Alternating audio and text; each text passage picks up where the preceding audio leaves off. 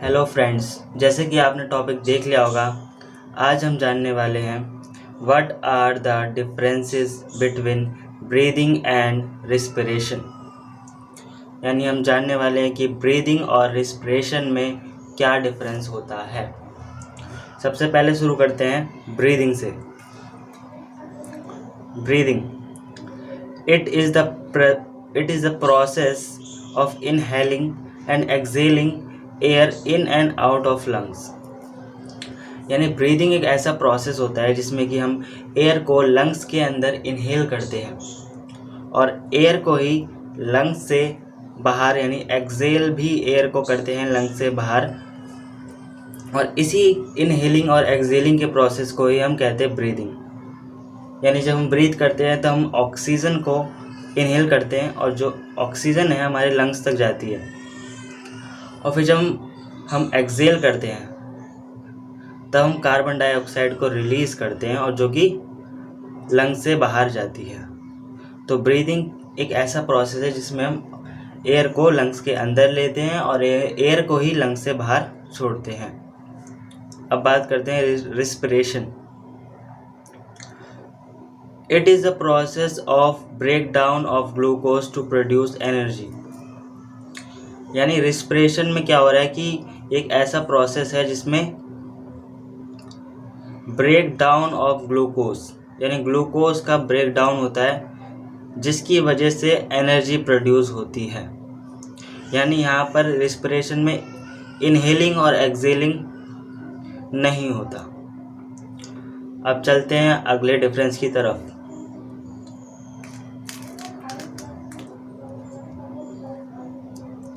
अगला difference breathing और respiration में। There is no production of energy in this process. जब हम ब्रीदिंग करते हैं तो इस प्रोसेस में किसी भी तरह की एनर्जी प्रोड्यूस नहीं होती, इसलिए इसमें लिखा हुआ है there is no production of energy. यानी इस प्रोसेस में किसी भी तरह की एनर्जी प्रोड्यूस नहीं होती। Respiration energy is produce and release in the form of ATP। Respiration में एनर्जी प्रोड्यूस होती है और रिलीज भी होती है ATP की फॉर्म में, यानी एडिनोसाइन ट्राइफॉस्फेट की फॉर्म में एनर्जी रिलीज होती है रेस्पिरेशन में। पर ब्रीदिंग में कोई भी एनर्जी रिलीज नहीं होती। अब चलते हैं अगले डिफरेंस की तरफ। ब्रीदिंग का अगला difference, no enzymes are used during the process. यानी इस ब्रीदिंग के प्रोसेस में कोई भी एंजाइम यूज़ नहीं होता। एंजाइम मतलब एक बायोलॉजिकल कैटलिस्ट जो कि किसी भी रिएक्शन की स्पीड को बढ़ाते हैं, उन्हें एंजाइम कहते हैं। तो ब्रीदिंग के प्रोसेस में कोई भी एंजाइम यूज़ नहीं होता। जबकि रिस्पिरेशन की बात करें तो a large number of enzymes are used during the process. Respiration में एंजाइम्स यूज़ होते हैं, वो भी काफ़ी बड़ी मात्रा में एंजाइम्स यूज़ होते हैं इस प्रोसेस के दौरान। तो रिस्पिरेशन में एंजाइम्स का यूज़ होता है पर ब्रीदिंग में एंजाइम्स का यूज़ नहीं होता। अब चलते हैं अगले डिफरेंस की तरफ। ब्रीदिंग का fourth difference, it is an extra cellular process.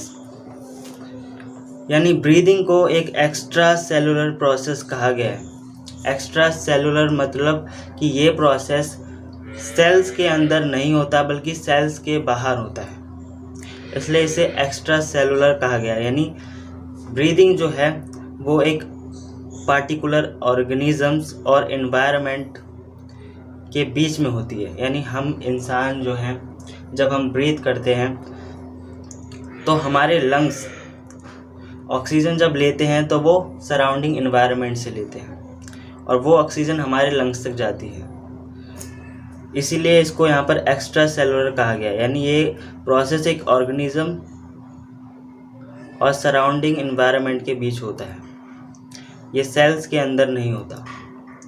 जबकि रिस्पिरेशन में it is an intracellular process. Respiration cells के अंदर होता है, सेल्स के अंदर ही ग्लूकोज का ब्रेकडाउन होता है, इसलिए सेल्स के अंदर रेस्पिरेशन होता है।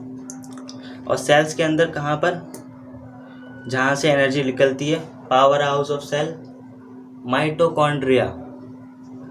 माइटोकॉन्ड्रिया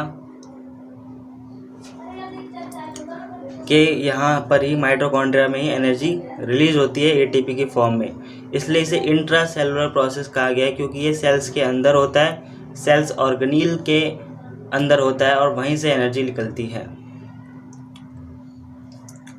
अब बढ़ते हैं अगले डिफरेंस की तरफ। लास्ट डिफरेंस, ब्रीदिंग और रेस्पिरेशन का last difference, fifth difference.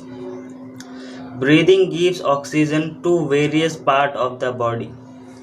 Breathing की मदद से,